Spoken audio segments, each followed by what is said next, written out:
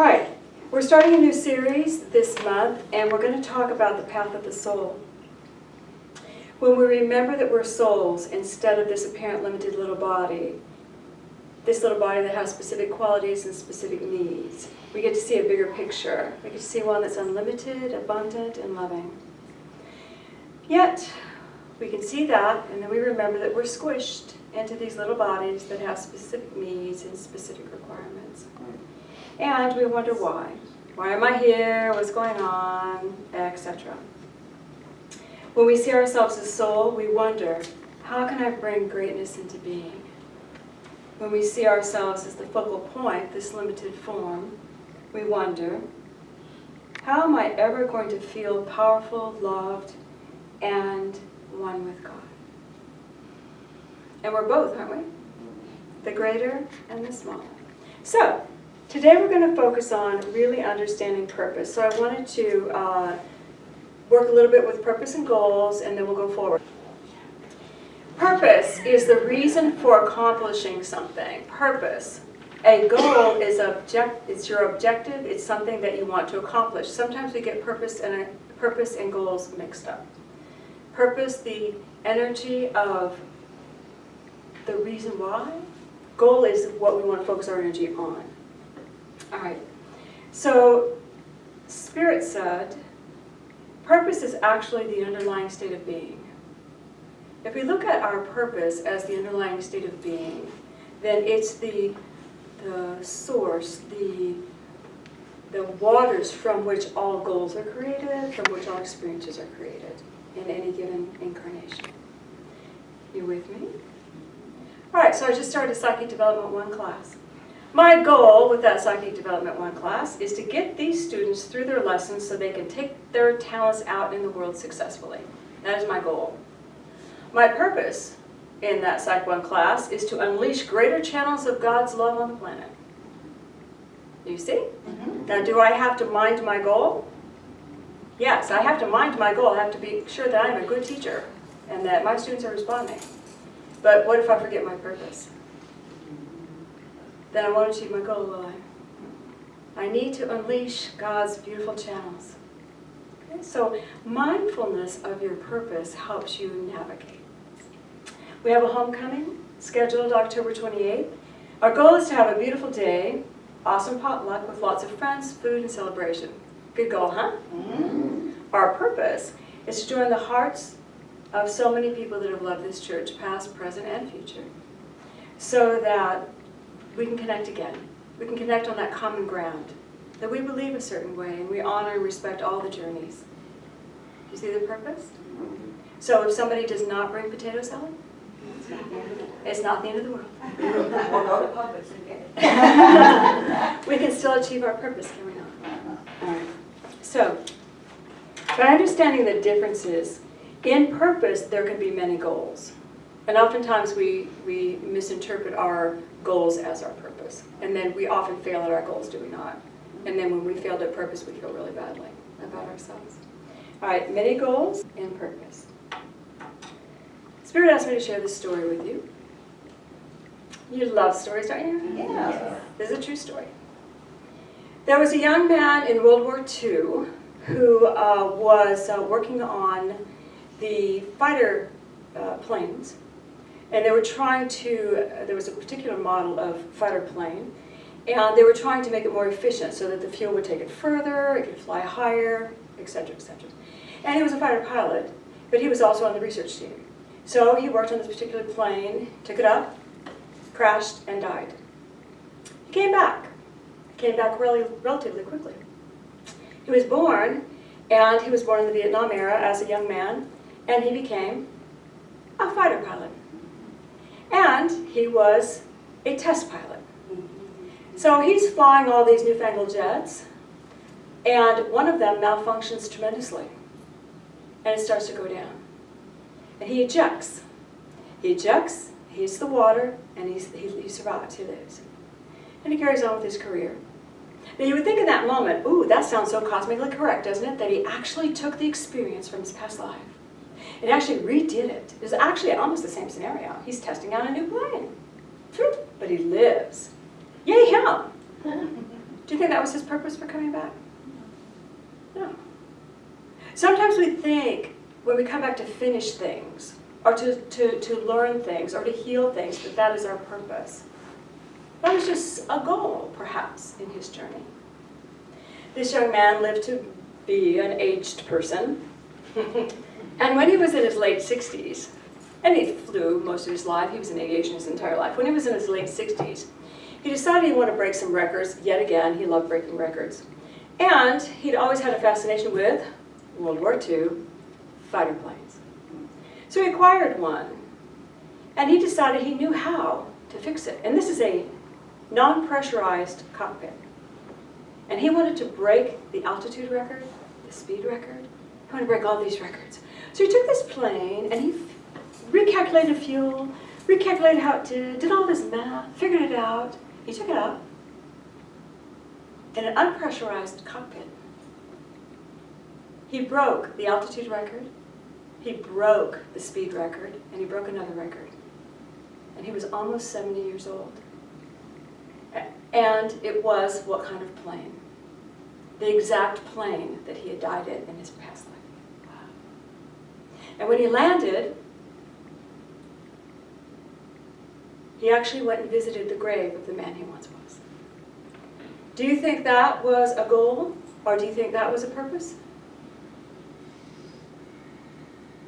We don't know, do we?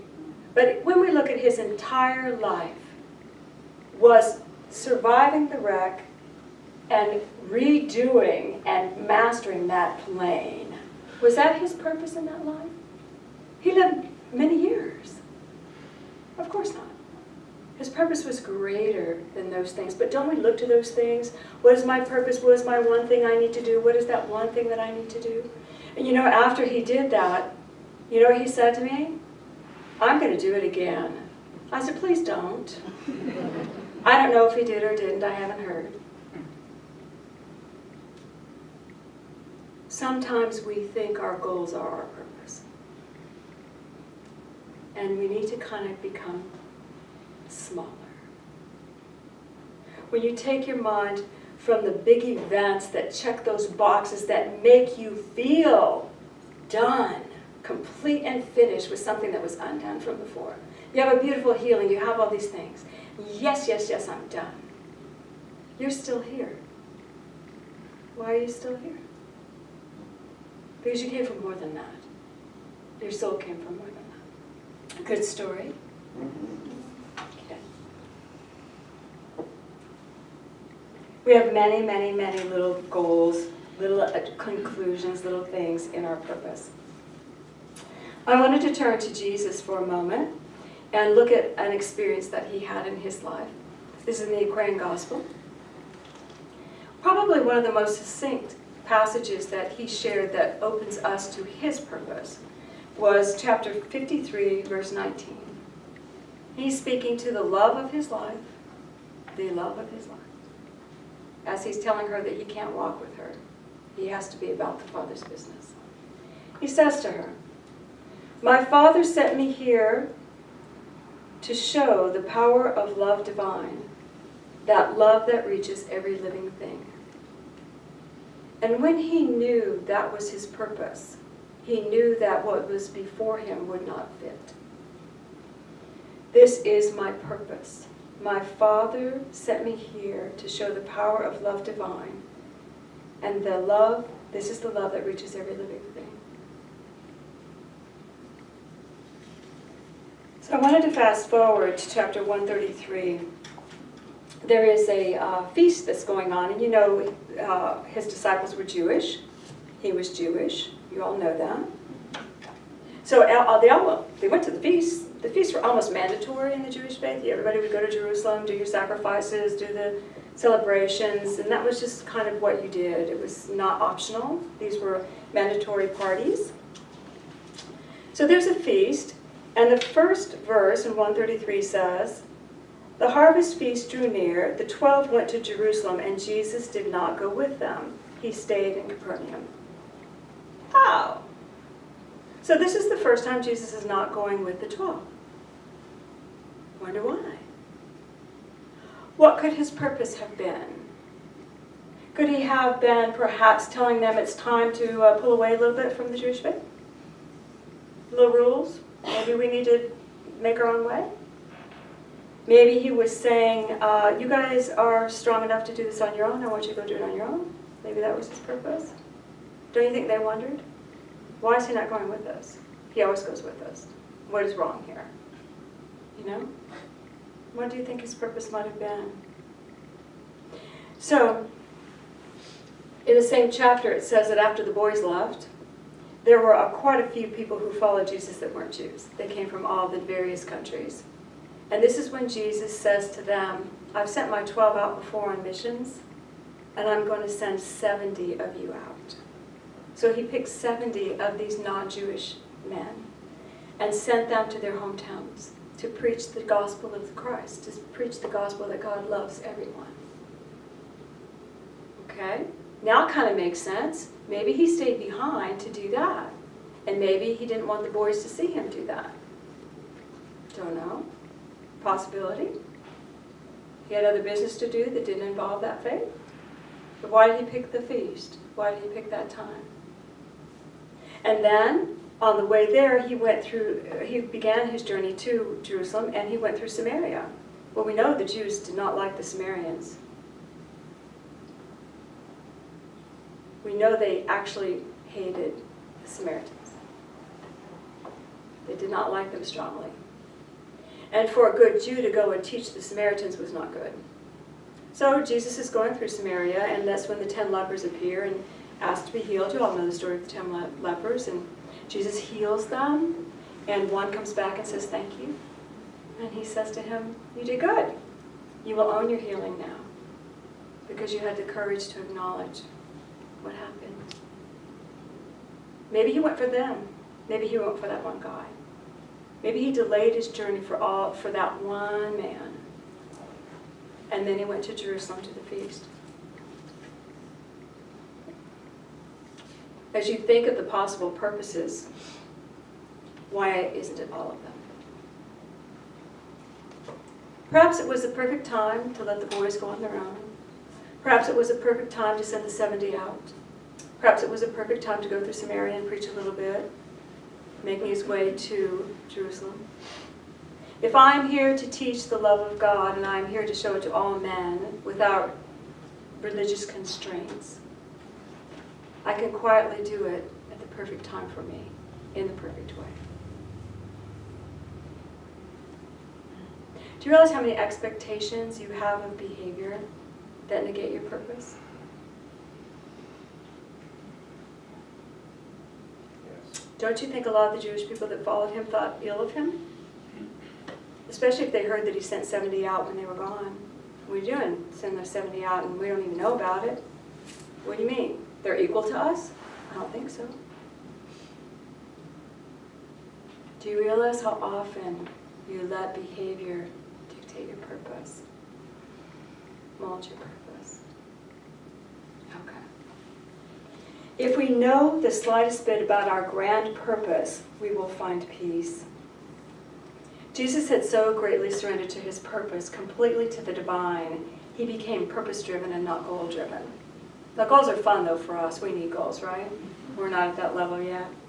Goals, they give us this beautiful ability to focus, to accomplish, to become greater.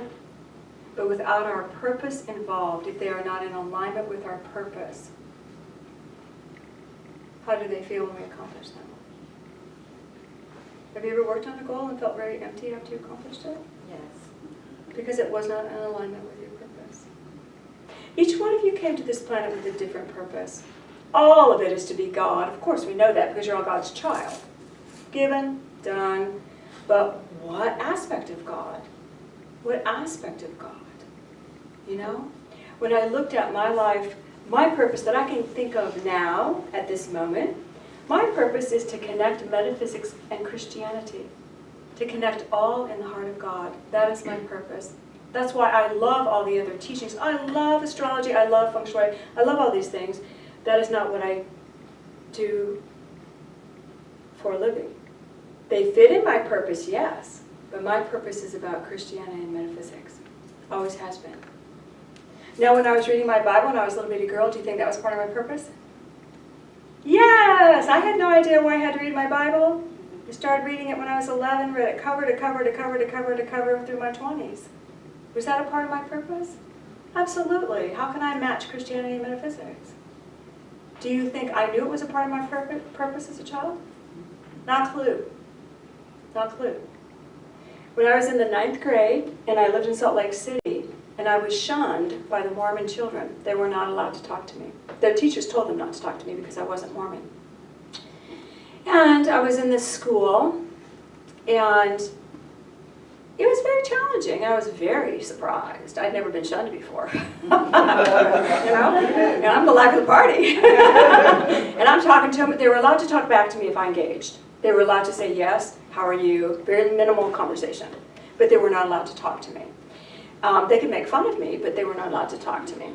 And so the whole time I was there, I was kind of in shock. We were there a year, and then when we left, it damaged me just a wee bit. And, and so I spent a lot of years doing healing work and forgiving the Mormons.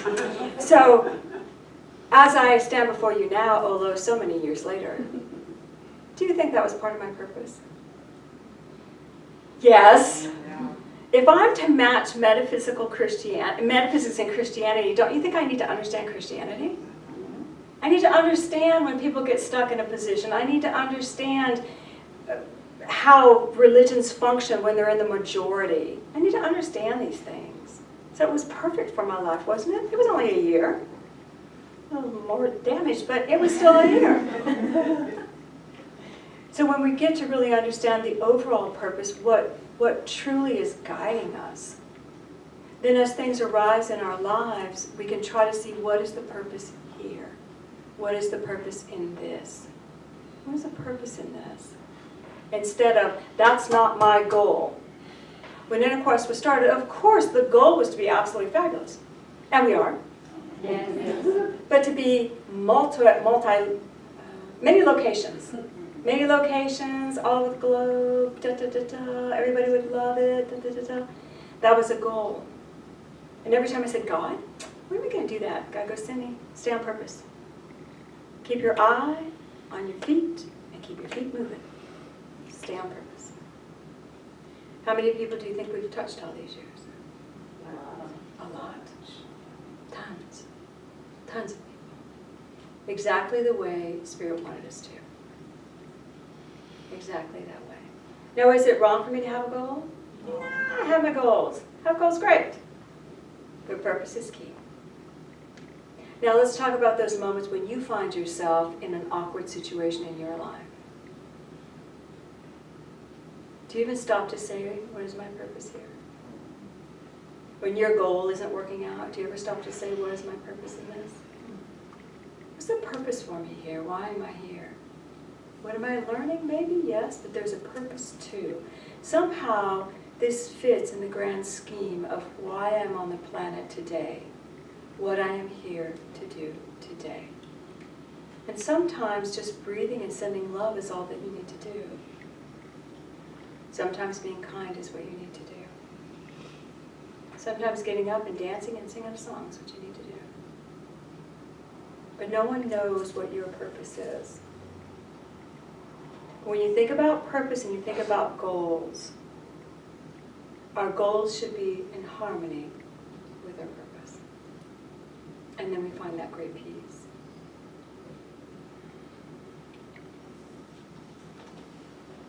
Jesus had given up all personal thought to the divine. He was God's Son. If my purpose is to be in God love all the time, and my goal might be to Christ, to actually demonstrate the qualities that Jesus did on his journey, where am I more comfortable? In my purpose or my goal? My purpose. Because the goal's hard. The goal's hard. It's hard to Christ. It's hard to manifest. It's hard to walk on the water. It's hard to do these things. We have to stay at a peak frequency to do that. And I have not mastered that yet. But I might someday. But if I make that my goal and I keep my focus there, I'll forget my purpose. And I'll start feeling like I'm less than. Am I? Yeah. Okay. So, beginning to realize that your soul chose this place, and yes, there are moments of wonderful completions. You know, not crashing in the plane. You guys have equally high moments in your life that you're redoing for healings or whatever. All of our stories are equally as cool. You know? We are completing, we are learning, but our purpose is what underlies it all. And you chose the exact body, the exact family, the exact conditions at birth for you to fulfill this purpose. There was no mistake. We just forget about it sometimes. All right. You are a spiritual being. The first step in owning that is to know that you do have a purpose. So let's put our feet on the floor.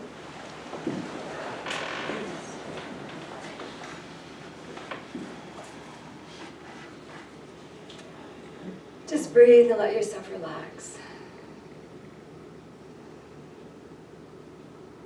Father, Mother God, we ask that your love engulf us. And I ask that a beautiful calm of light come over each person here. And let them feel peace filling them. And in your mind's eye, in your perception, just look at your heart. Just go to that soft space inside you where the beauty of your own love lives. That soft space in you. And just begin to feel your essence, who you are. I am. And as you feel that vibration around you, welcome that beautiful presence of Jesus Christ to stand by your side.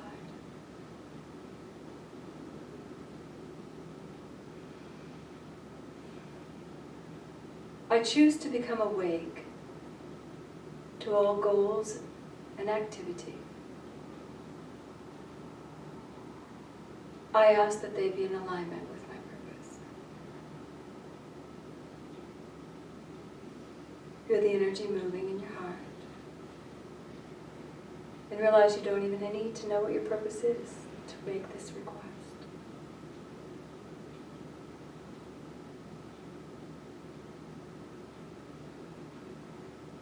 And now, I ask to feel the vibration of my purpose in this lifetime as this human being. And let a light and a love move through you now. You may get guidance, you may have wisdom, understanding. You may just be.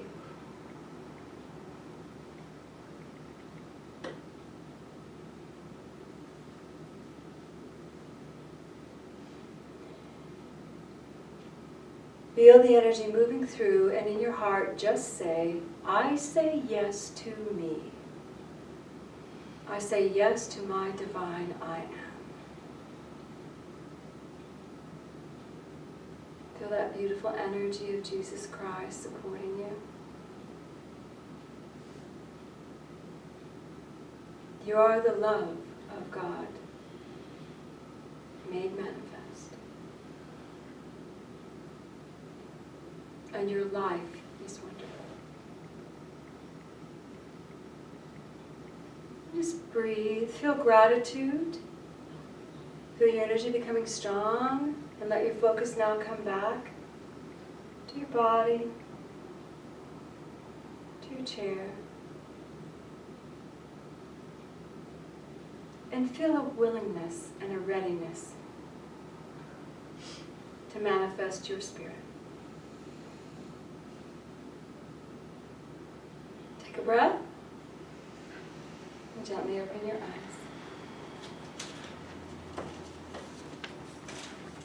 Did you feel yourself? Our entire journey is for us. For love, for peace, for all that we are. So as you go forward this week, I would ask for you to think about the greater you. Just think about the greater you. When things aren't working, think about the greater you. If you have a challenge, think about the greater you and see if that shifts your perceptions. Next week, we're going to take it in small doses, and we're going to talk about the right here and the right now. So get really big. You'll need it. Yay, God.